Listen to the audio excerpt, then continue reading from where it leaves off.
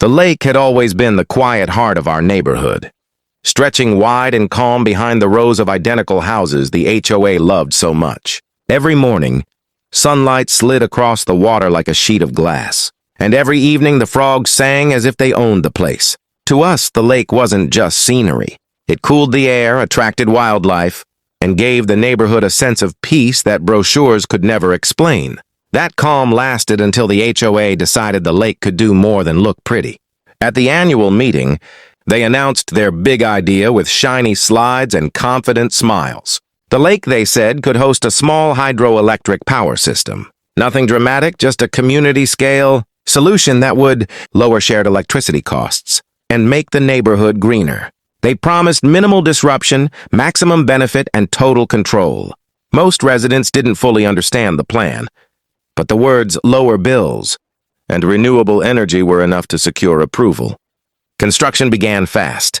Heavy trucks rolled in, tearing up grass near the shore. Pipes were installed, turbines anchored, and a control shed appeared where ducks used to nest. The HOA reassured everyone that engineers had studied everything: water levels, seasonal changes, even drought scenarios. According to them, the lake would always have enough water. Nature, they implied, could be managed with spreadsheets. For a while it worked. The turbines hummed softly beneath the surface, and the HOA proudly sent out newsletters showing charts of energy savings. They took credit for every reduced bill and every compliment from visiting officials.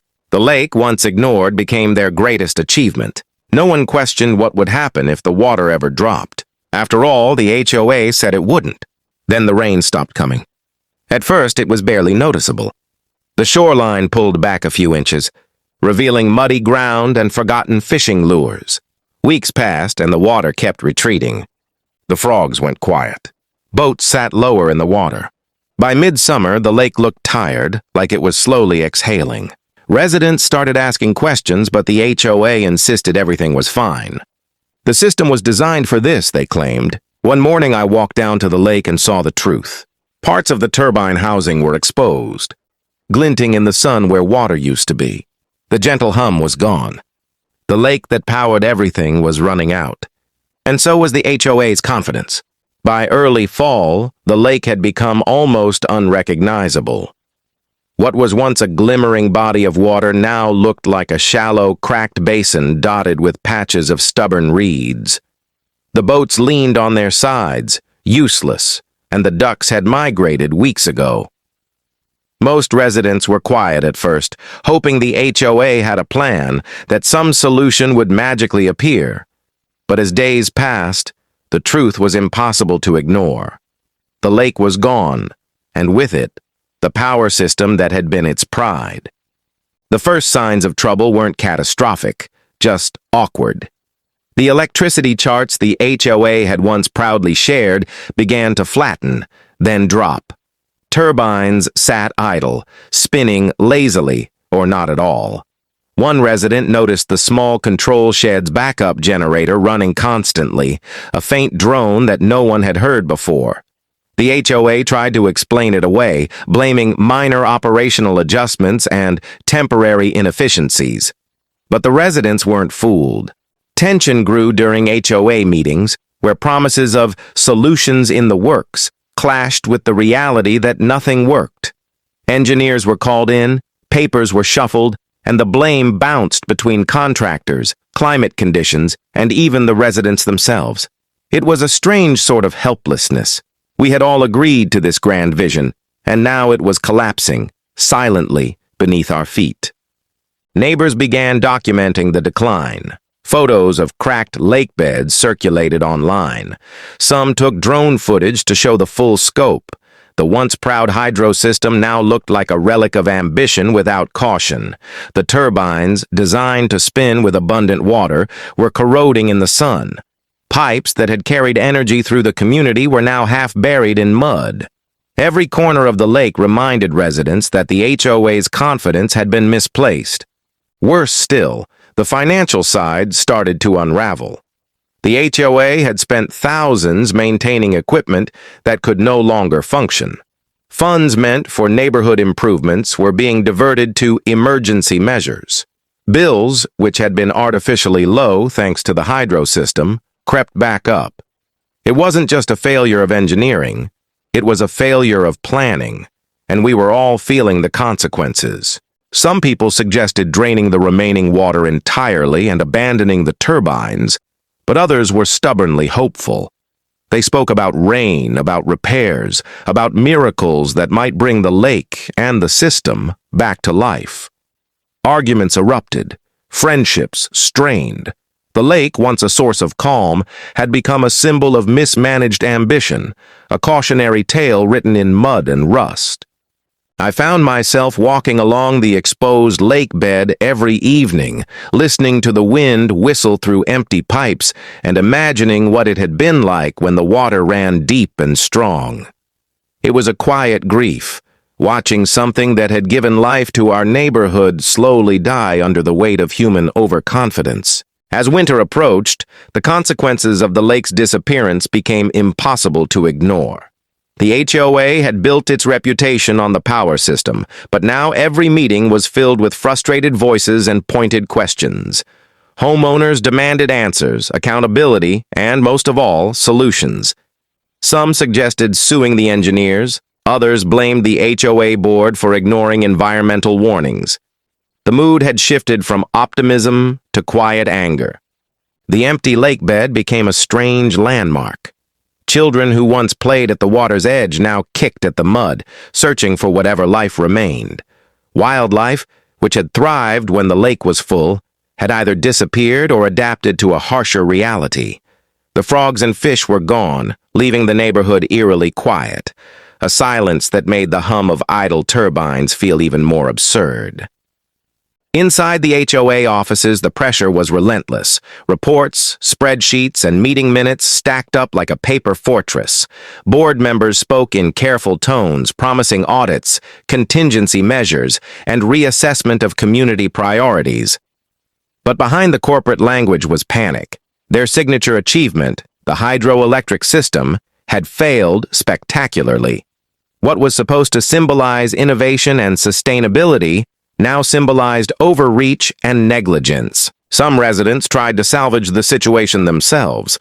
Local volunteers experimented with small pumps and temporary irrigation systems, trying to redirect the remaining water to keep a few turbines spinning. It was messy, expensive, and ultimately futile. The hydro system wasn't built for improvisation. It had been designed for a lake that existed, and without water, its components were nothing more than industrial art. The financial fallout worsened. The HOA had promised reduced utility bills, but without the lake, those promises evaporated. Costs for repairs, maintenance, and emergency measures began to outweigh any initial savings. Some residents began withholding dues in protest, further complicating the HOA's ability to manage the crisis.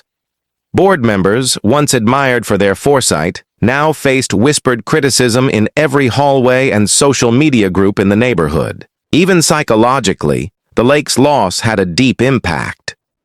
People who had felt pride in their community's green initiative now experienced frustration, disappointment, and regret. Conversations that once revolved around gardening, school events, and weekend barbecues now centered on blame, loss, and what could have been done differently. The lake was gone, but its absence was loud. It dominated everything: conversations, emails, and even dreams for a greener future.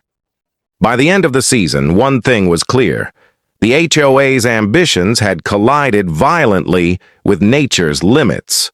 A simple body of water, once taken for granted, had exposed the fragile line between human engineering and environmental reality. The community was left to pick up the pieces, not just financially, but emotionally. The lake was gone, and with it, the illusion of control the HOA had cultivated so carefully. Spring arrived with no miracles. The lake remained a shallow, cracked basin, a constant reminder of what had been lost. Despite increased rainfall, the water never returned to its previous levels, and the hydroelectric system remained silent. Residents had learned the hard way that nature doesn't conform to human schedules or spreadsheets.